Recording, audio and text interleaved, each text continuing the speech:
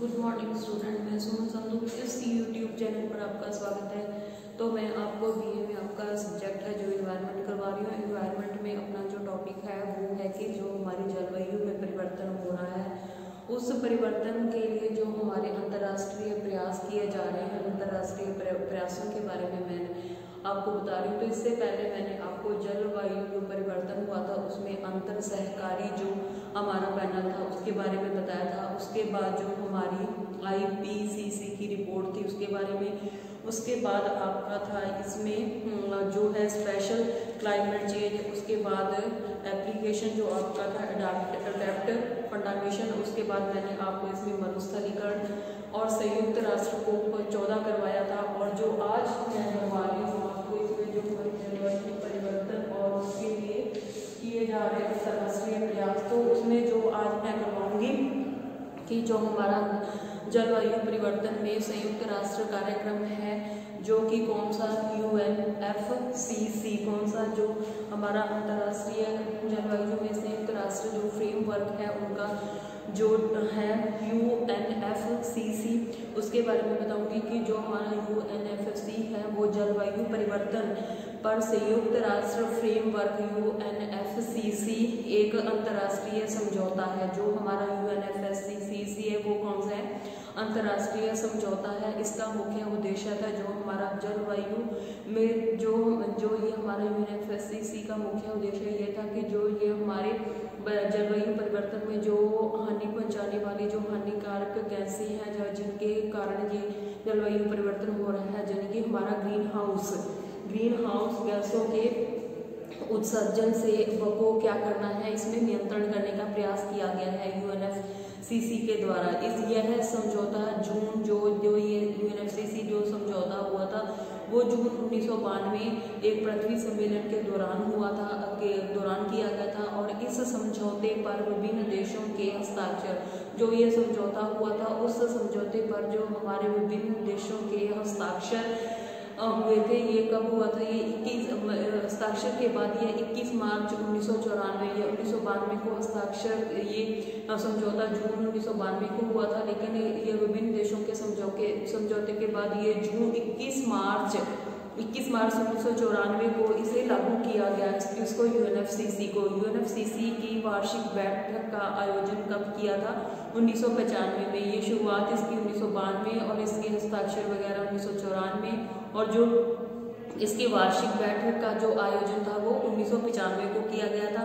और जो हमारा UNFCCC जो वार्षिक बैठक की कॉन्फ्रेंस ऑफ द पार्टीज के नाम से भी इसे जाना जाता है। किसके नाम से? कॉन्फ्रेंस ऑफ द पार्टीज के नाम से भी इसे जाना जाता है। और जो हमारी UNFCCC के अंतर्गत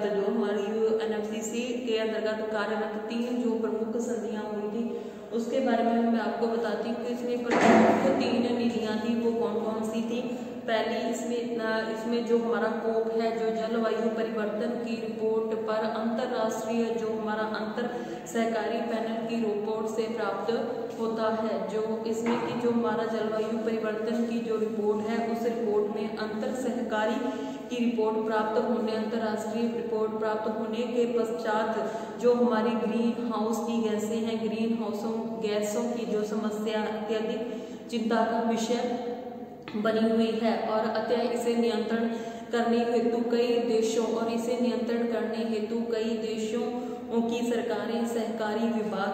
की सरकारें, सहकारी विभागों के और प्राइवेट पार्टियों की ने सहमति जताई थी तथा ग्रीन हाउस गैस जो इसका नियंत्रण हेतु 1992 में आयोजित किया गया। और इस आयोजन जो आयोजन हुआ था, इस आयोजन में कोप की सहमति जताई थी। कौन सा कोप था? कोप 14 की सहमति। कौन से कोप की? कोप 14 की सहमति। अब इसमें जो 3 निधियां हैं वो कौन कौन सी निधि हैं उसके बारे में बताऊंगी। तो पहली निधि है इसकी केटावाइस। पहली निधि है जो उसका नाम है केटावाइस। कौन सी? केटावाइस। तो केटावाइस में देखो क्या क्या हो रहा है।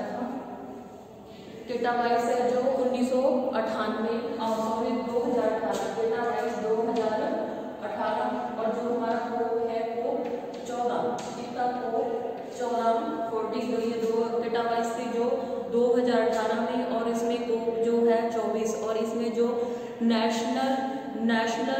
United Nations framework convention of जो हमारा क्लाइमेट चेंज है, चेंज के कॉन्फ्रेंस ऑफ पार्टीज के 24वें सत्र 2014, कौन सा 24वां सत्र, और जो कोप है 24, कोप कौन सा है इसमें 24 कोप है, कोप 24 जो हमारा ये सत्र है।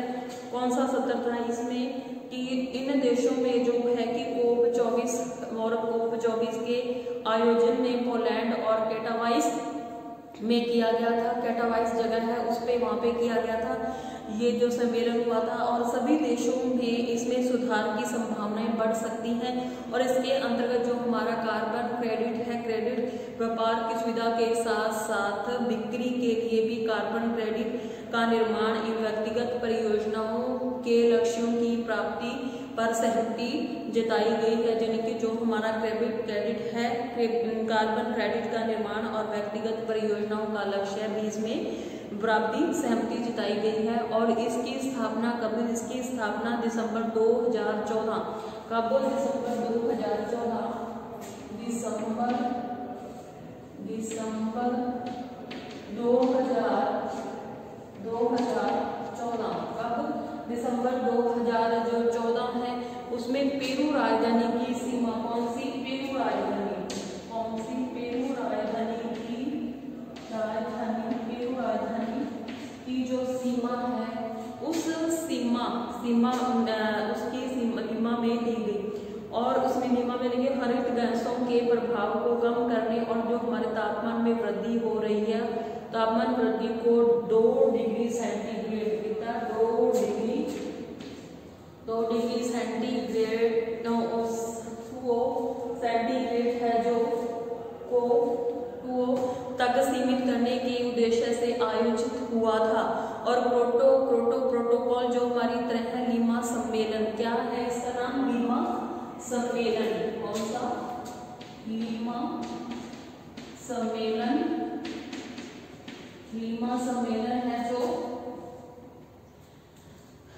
लीमा सम्मेलन में का प्रभाव कालांतर में कम हो गया है। जो हमारा लीमा सम्मेलन होगा था उसमें जो कालांतर में यानी कि वर्तमान में उसका जो प्रभाव है वो क्या है, कम हो गया है।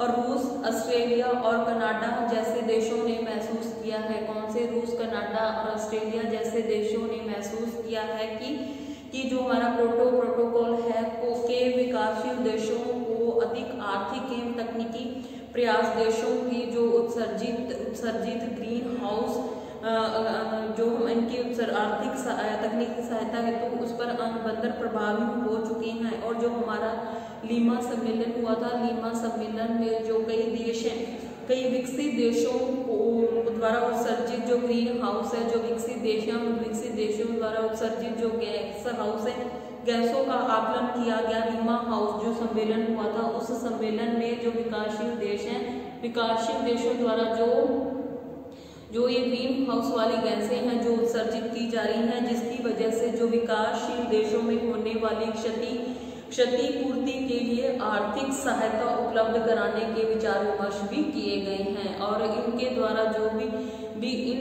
ये गैसें उत्पन्न हो रही हैं और इनके लिए जो विकासशील देशों क्षतिपूर्ति के लिए जो आर्थिक सहायता के लिए भी इसको कराने पर विचार विमर्श किए गए हैं। उसके बाद दूसरा जो हुआ था वो था वार्सा सम्मेलन, कौन सा दूसरा था, पहला कैटावाइस और दूसरा वार्सा, कौन सा था दूसरा वार्सा, दूसरा इसमें था वार्सा 2013, वार्सा 2013 और को 19 वार्सा 2013 और को 19 सम्मेलन नवंबर 2013, ये कब हुआ था, नवंबर 2013 में हुआ था जो ये सम्मेलन है। सम्मेलन पोलैंड के वार्सा में आयोजित हुआ था। कौन सी जगह, वार्सा, पहले थी कैटावाइस, दूसरी जगह है वार्सा में हुआ था और ये 2013 में आयोजित किया गया था। और इस सम्मेलन का था कि भविष्य में होने वाली बैठकों के संबंध में, यानी कि जो आने वाले टाइम में है सम्मेलन, भविष्य में होने होने वाली बैठकों के संबंध में चर्चा की गई थी तथा साथ ही साथ पेरू में भाग लिया गया था। पेरू में भी इसमें भाग लिया गया था। और जो हमारे विकासशील देश हैं, विकासशील देशों के आर्थिक एवं तकनीकी सहायता प्रदान करने की मांग की गई थी तथा भविष्य में जो होने वाले जलवायु परिवर्तन को लेने के लिए परिवर्तन हो रहे हैं उन पर निमंत्रण सहमति स्थापित की गई थी। और इसमें जो सभी देश हैं, इसमें जो वार्सा में सम्मेलन हुआ था और उस सम्मेलन में जो ये सभी विकासशील देश हैं, सभी देशों द्वारा भविष्य 2015 तक, यानी कि भविष्य में 2015 तक, भविष्य 2015 तक जो है कि तापमान वृद्धि को 2 डिग्री, कितना तापमान वृद्धि को 2 डिग्री से नीचे रखने का प्रयास किया गया था। इसमें 2 डिग्री नीचे रखने का प्रयास किया गया था। जो हमारा वार्सा में सम्मेलन हुआ था 2015 तक, जो तापमान था, तापमान को 2 डिग्री से कम रखने का प्रयास किया गया था। इस निधि ये निधि हुई थी वार्सा में। उसके बाद जो है दोहा 2012, कितना दोहा 2012 में आयोजित सम्मेलन कहाँ हुआ था? दोहा में हुआ था। 2012 में हुआ था। सम्मेलन में निश्चित किया गया था कि जो जलवायु परिवर्तन में से होने वाली क्षति है, क्षति के लिए नई आर्थिक नीति जो विकसित की जाएगी। इससे जो हमारी जो जलवायु परिवर्तन हो रहे हैं और उस परिवर्तन के कारण जो हानि हो रही है और उन हानियों से के लिए जो आर्थिक नीति को विकसित किया जाएगा, जो ये दोहा में सम्मेलन हुआ था 2015 में। जो अब आगे है REDD, कौन सी? REDD, कौन सी? REDD जो है, इसमें जो ये हमारा REDD है, इसमें देखो कि इस सम्मेलन का जो मुख्य उद्देश्य था, इसके REDD के अंतर्गत जो हमारे अंतर्गत कार्यरत जलवायु परिवर्तन से पीड़ित देशों की आर्थिक सहायता सुनिश्चित की जाए। REDD के अंतर्गत कार्यरत जितने भी कार्यरत हैं और कार्यरत जलवायु परिवर्तन से पीड़ित देशों की आर्थिक सहायता के लिए सुनिश्चित किया जाए। और इस सम्मेलन का मुख्य उद्देश्य है कि विगत वर्षों में कार्बन डाइऑक्साइड से पीड़ित देशों के वनों की सुरक्षा के लिए आर्थिक सहायता हेतु REDD के लिए ब्रिटिश वित्तीय समाधान करना होगा। किसको? वित्तीय समाधान, ब्रिटिश वित्तीय समाधान करना होगा। ये REDD में कार्यरत जो है, जो जिन जलवायु परिवर्तन के कारण जिन देशों को हानि हुई है और जो कार्बन डाइऑक्साइड गैस की वजह से वर्षों से कार्बन डाइऑक्साइड पीड़ित देशों के वनों की सुरक्षा के लिए आर्थिक सहायता और आर्थिक सहायता के लिए REDD के लिए जो ब्रिटिश वित्तीय समाधान करना होगा। उसके बाद दोहा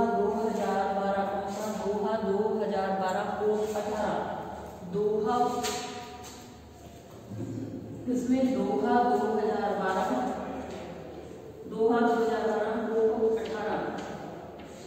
को 18 है। इसमें जो को 18 इस सम्मेलन का आयोजन दिसंबर 2012 को किया गया था। कब किया गया था? दिसंबर 2012 में किया गया था। इस सम्मेलन का मुख्य उद्देश्य था जो विगत 3 वर्षों में आयोजित सम्मेलनों से लाभों को एकत्रित करके भविष्य में, इस सम्मेलन का मुख्य उद्देश्य था कि इससे पहले जो 3 सम्मेलन हो चुके हैं, इन तीनों सम्मेलनों 3 वर्षों के आयोजित सम्मेलनों के लाभों को एकत्रित, जो इन देशों के सम्मेलन हुए थे उन सम्मेलनों में के जो लाभ मिले हैं उन लाभों को एकत्रित करके भविष्य के लिए नई कार्य प्रणाली का आयोजन किया जाए। इसके अंतर्गत मुख्य 3 निर्णय लिए गए थे। जो कोप जो था ये दिसंबर 2012 में हुआ था, कोप 18 में। इसमें जो कि इससे पहले जो 3 सम्मेलन हो चुके हैं, इन सम्मेलनों से हुए लाभ से कि इनसे आने वाले भविष्य में, यानी कि आने वाले टाइम में जो हमारे जलवायु परिवर्तन में इसकी कार्यप्रणाली के जो इसमें जो निर्णय हुए थे उन निर्णयों को अग्रलिखित किया गया है। इसमें अंतर्राष्ट्रीय स्तर पर 2015 कितना अंतर्राष्ट्रीय स्तर पर 2015 तक होने वाले सभी जलवायु परिवर्तन की समय सारणी तैयार करना है। इसमें 2012 को जो सम्मेलन हुआ था उसमें जो उस सम्मेलन में जो निर्णय लिया गया था, पहला निर्णय यह था कि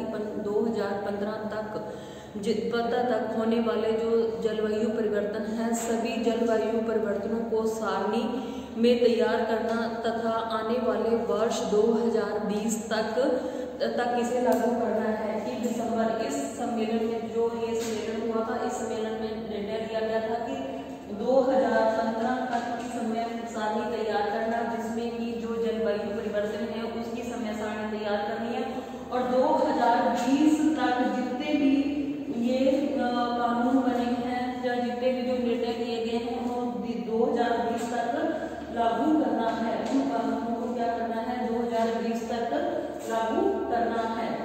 उसके बाद इसमें दूसरी बात ये कही गई थी, जो हरित गृह की जो गैसें हैं उन गैसों के उत्सर्जन के लिए तथा इसे सुबोध्य देशों की सहायता हेतु आवश्यकता पर बल दिया गया है।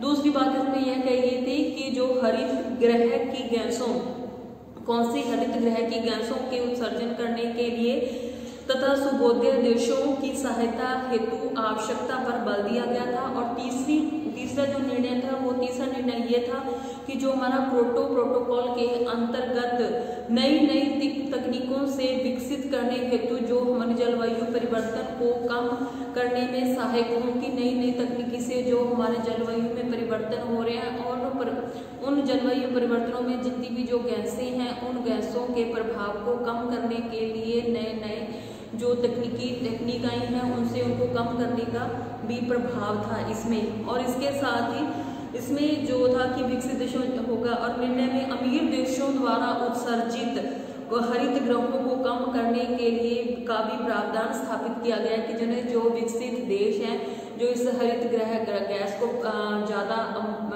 बनाते हैं, जो इनको ज़्यादा इनका उत्सर्जन करते हैं, उन देशों से भी कहा गया कि इनका उत्सर्जन कम किया जाए। और इसमें जो चौथी बात है कि सम्मेलन के दस्तावेजों में पहली बार क्षति के लिए, यानी कि इस सम्मेलन में उन दस्तावेजों में पहली बार क्षति के लिए भी उपयुक्त भाषा का भी इसको निरूपित किया गया। उसके बाद ये तो दो हो गए, एक तो कैटावाइस हो गया, दूसरा हो गया वार्सा। अब तीसरा बता रही हूँ, तीसरा कहाँ पे हुआ था, डरबन में। कहाँ पे हुआ था, डरबन। तीसरा जो सम्मेलन हुआ था वो था डरबन में। कहाँ पे, डरबन में। तो इसमें क्या क्या था कि 2011 ये हुआ था, 2018 में ये हुआ था आपका 2013 में, और फिर ये दिसंबर को इसका सम्मेलन था। अब जो ये डरबन है ये कब हुआ था, डरबन में 2011 में हुआ था। और इसमें जो है कि कोप 17 के अंतर्गत इसमें जो था डरबन में कोप 17 और कोप 17 में कि डरबन कोप 17 का उद्देश्य था कानकून सम्मेलन की त्रुटियां। कौन सी त्रुटियां थी, जो कानकून सम्मेलन हुआ था, कौन सा, कानकून सम्मेलन में जो त्रुटियां हुई थी, कानकून सम्मेलन में त्रुटियां यानी कि त्रुटियां हुई थी,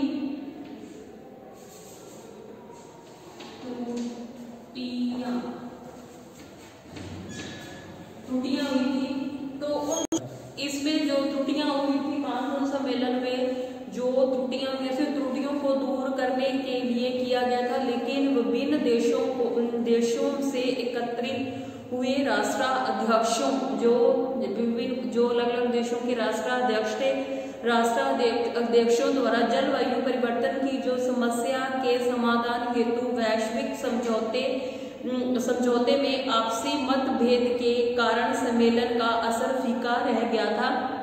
यानी कि 2011 में जो डरबन में जो सम्मेलन हुआ था कोप 17, और उस कोप 17 में कानकुना में जो सम्मेलन हुआ था, उस सम्मेलन में जो भी त्रुटियां हुई थी उन त्रुटियों को दूर करने के लिए, लेकिन वहाँ पे विभिन्न देशों के जो राष्ट्राध्यक्ष एकत्रित हुए थे उनकी जलवायु मतभेद के कारण इस सम्मेलन का असर था वो क्या फीका रहा था, अतः इसके कुछ निर्णय पर ध्यान दिया गया था। लेकिन ये सम्मेलन डरबन में जो सम्मेलन हुआ था, ये सम्मेलन तो फीका रहा था, लेकिन इसमें कुछ निर्णय लिए गए थे। वो निर्णय मैं आपको बताती हूँ। इसमें पहला निर्णय था कि क्योटो प्रोटोकॉल आगामी अवधि के लिए समझौता है, आगामी यानी कि आने वाले टाइम, और भारत की सतत पोषणीय विकास के लिए एक समान पहुंच संबंधी मांग मान ली गई थी कि इसमें भारत का जो सतत पोषणीय विकास के लिए एक समान पहुंच संबंधी मांग थी जो उसको मान लिया गया था। और तीसरी बात इसमें यह कही गई थी, इसके साथ अंतर्राष्ट्रीय स्तर पर ग्रीन क्लाइमेट फंड की स्थापना की गई, परंतु वित्तीय सहायता के प्रावधान में कोई व्याख्या नहीं हो रही थी, इस पे कोई व्याख्या नहीं हो सकी। इसके बारे में इसके अंतर्राष्ट्रीय स्तर पर जो ग्रीन हाउस क्लाइमेट फंड की स्थापना की गई थी, परंतु वित्तीय व्यवस्था के प्रावधान से कोई इस पर व्याख्या नहीं हो सकती थी। उसके बाद इसमें है कानून जो हुआ था 2010 में हुआ था। कौन सा कानून जो सम्मेलन था वो 2010 कितना 2010 में हुआ था। और इसमें सम्मेलन का मुख्य फोकस था ग्रीन क्लाइमेट फंड के रूपरेखा के साथ वनों के विनाश को कम करना तथा जलवायु परिवर्तन को कम करने के लिए जो सहायक प्रौद्योगिकी को विकसित करना, उसका स्थानांतरण करना। इस सम्मेलन में आयोजन मैक्सिको में हुआ था। इस सम्मेलन का आयोजन कहाँ पे हुआ था? मैक्सिको में। कहाँ पे? मैक्सिको में हुआ था। इसका सम्मेलन मैक्सिको में हुआ था और के कानून के नवंबर 2010 का हुआ था, नवंबर 2010 में हुआ था। और इस सम्मेलन के जो विपरीत दिशाओं में वार्ताएं होती रही, इनकी विपरीत दिशाओं में वार्ताएं होती रही तथा विकसित एवं विकासशील देशों के मतभेद को कम करने की सहायता मिली। विकसित देशों की तकनीकी एवं आर्थिक सहायता के साथ विकासशील देशों पर उत्सर्जन कम करने के लिए मजबूर किया गया। जलवायु परिवर्तन और अंतर सरकारी पैनल IPCC की रिपोर्ट के अनुसार औद्योगिक क्रांति में हरित गैसों की जो काफी वृद्धि दर्ज की गई और वर्ष 1970 से 2014 के बीच लगभग 70% है। कितना? 70% कितना?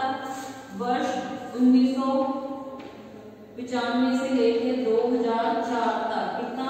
70%। कितना? 70%। 2070 से लेकर 2000 तक 70% रहा के बीच लगभग। इस सम्मेलन में यह सुनिश्चित किया गया कि जो विकास की पोषणीय नीति के अनुसार हुई हरित गैसों की वृद्धि अल्पीकरण किया जाएगा। उसके बाद जो क्योटो सम्मेलन हुआ था, कानकुन सम्मेलन की चर्चा का मुख्य विषय था विश्व के औसत तापमान का 2°C से कम, औद्योगिक क्रांति के बाद अवधि 1.5°C कम वृद्धि का लक्ष्य था। उसके बाद क्योटो सम्मेलन, कौन सा? क्योटो सम्मेलन। उसके बाद है क्योटो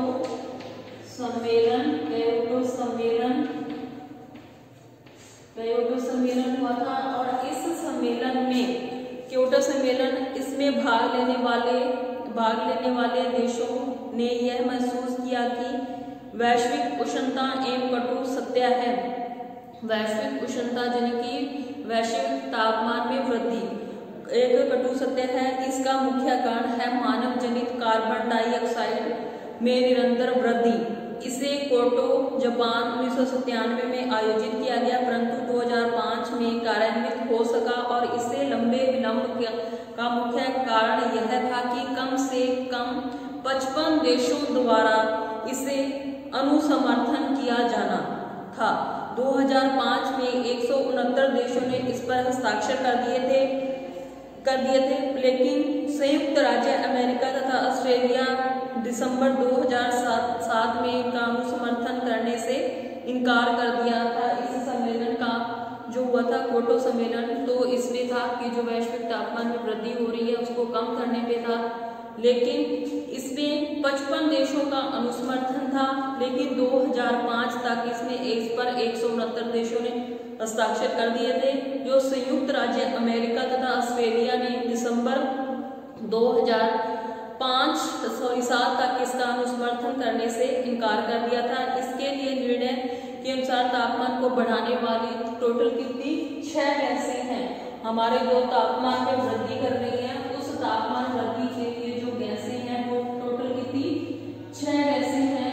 उन गैसों के नाम मैं बता रही हूँ आपको कि कौन कौन सी गैसें हैं जो हमारे तापमान में वृद्धि कर रही है। कार्बन डाइऑक्साइड पहली है, कार्बन डाइऑक्साइड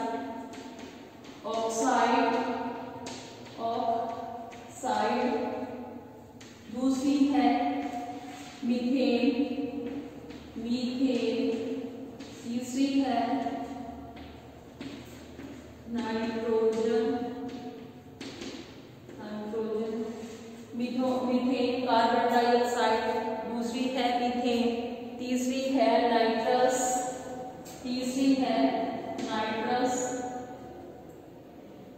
पहली है कार्बन डाइऑक्साइड, दूसरी है मीथेन, तीसरी है नाइट्रस, और चौथी इसमें जो गैस है उस नाइट्रस के बाद इसमें है नाइट्रस ऑक्साइड, हाइड्रोफ्लोरोकार्बन,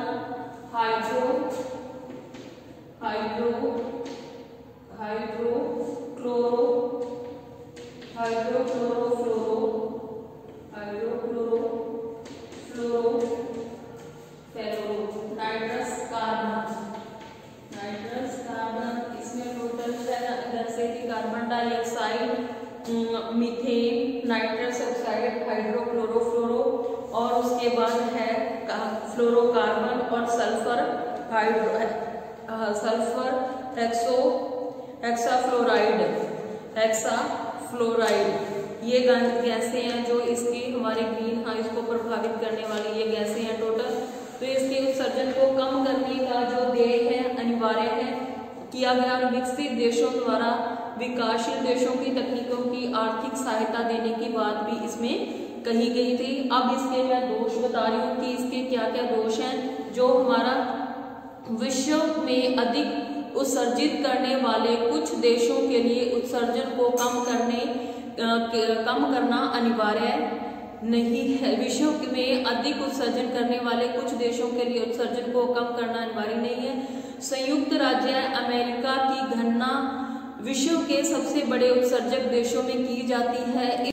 इसमें संयुक्त राज्य अमेरिका की गणना विश्व के सबसे बड़े उत्सर्जक देशों में की जाती है। इस देश ने प्रोटोकॉल का अनुसमर्थन नहीं किया है। और तीसरी बात इसमें है कि चीन, भारत, ब्राजील, अफ्रीका, इंडोनेशिया, दक्षिण कोरिया आदि विश्व की कुछ बड़ी एवं तेजी से बढ़ने वाली अर्थव्यवस्था वाले देशों में प्रोटोकॉल में निश्चित किए गए लक्ष्य को नहीं माना। और चौथा इसमें है कि यह प्रोटोकॉल 180 देशों द्वारा अनुसमर्थन के बाद ही लागू हुआ है।